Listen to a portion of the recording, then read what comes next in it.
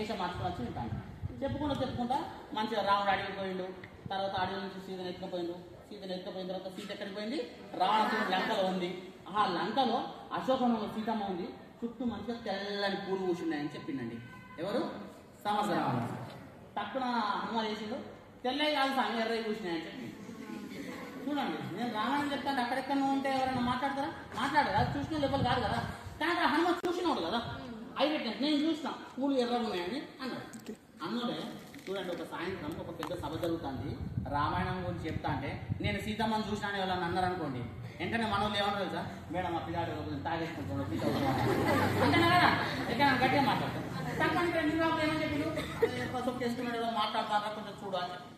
మళ్ళా సముద్రం చెప్పుకుంటా మస్తు బ్రహ్మాండ తెల్లని పూలు పూసినాయని చెప్పిండు. తక్కువ చేసి పూలు తెల్లయి కాదు ఎర్ర అని చెప్పి నేను కనుక్కోవాలి.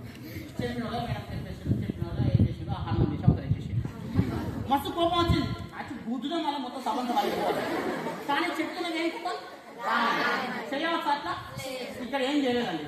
సీదా ఇంటికి పోయి అంటే మీరు టీచర్ గట్టి కొట్టింది అనుకోండి, మాకు టీచర్ ఏమన్నారు? సీదా ఇంటికి పోయి అమ్మ దగ్గర అంతేనా కదా.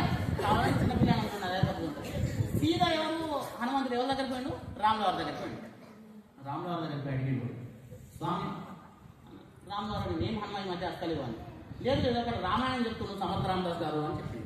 గురువారు బ్రహ్మాండం చెప్తారు. ఎంత బాగా చెప్తారో రామాయణం అన్నారు. చెప్తాను మంచిగా, నేను తప్పు చెప్తాను కాదు. తప్పు చెప్తాను ఏమైందని చూడండి. అశోకవనంలో పూలు తెల్లగా ఉంటాయని చెప్తాను. ఎర్రగా ఉంటాయి. ఎట్లున్నాయి? ఎర్ర ఉన్నాయి.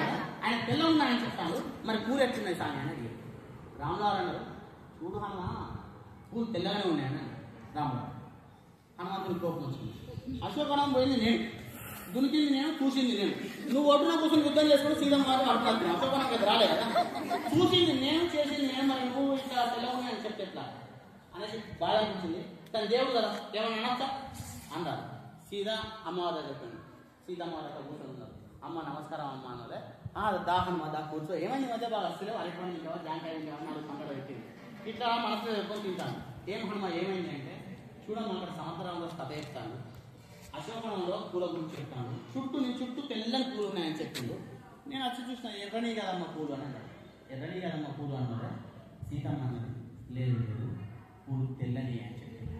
అబ్బా మనం 2 + 2 5 అని రాష్ట్రం ఎవరి దగ్గర కూడా 4 అంటే మనకి ఎంత కోపం అక్కడ మనం వాళ్ళు చదువుకొని రాష్ట్రం ఫీలింగ్ ఉంటుంది. అప్పుడప్పుడు మనం ఏం చేస్తే తప్పే కొట్టేస్తాం. సరే అంటే అప్పుడే తల్లి దగ్గర పోయి ఎవరు అంజని మాత దగ్గర పోయి ఇట్లా తల కిందకేసుకున్నాడు. ఏం కొడతాయి ఏమైంది అంటే చెప్పు పూలు తెల్లగా ఉంటాయని చెప్తాను. పూలు ఎర్రగా ఉంటాయని. లేదు పూలు ఎర్రగానే ఉన్నాయి నాన్న, నువ్వు అన్నది కరెక్టే అని అన్నాడు. మస్తు కొండెక్కి నాకు సంతోషం వచ్చింది. మరి ఎర్రని అంటే ఆయన ఎందుకు తెల్లని అంటాను, ఈయన ఎందుకు తెల్లని అంటాను, ఆమె ఎందుకు తెల్లని అంటుంది అన్నోడే.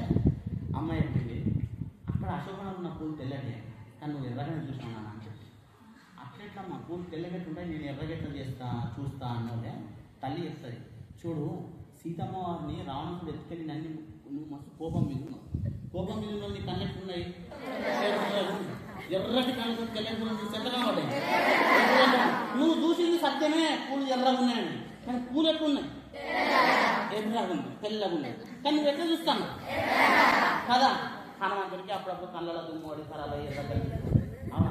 ఎప్పుడో మీ మేడం కొట్టిందని నాదేం తప్పు లేకుండా మేడం నన్ను మస్తు కొట్టింది నేను కోపం మీకు వస్తుందా? నిజంగా తప్పు ఉన్నదా లేదా? మేడం తప్ప మీకు తప్ప అర్థమైందా? అంటే ప్రతిసారి తప్పు అవతల కాదు కావచ్చు, ఉంటుందా లేదా? మన మీద కోపం కొద్ది కొడతారా అండి ఎవరైనా? మనం అంత సాక్షాత్తు ఆంజనేయుని కళ్ళకి పొరపడ్డాయి ఒకసారి. మన కళ్ళు ఎంత మనకు బాగుండాలనేది చెప్పేది ఎవరైనా? మంచిగా రావాలనే కదా.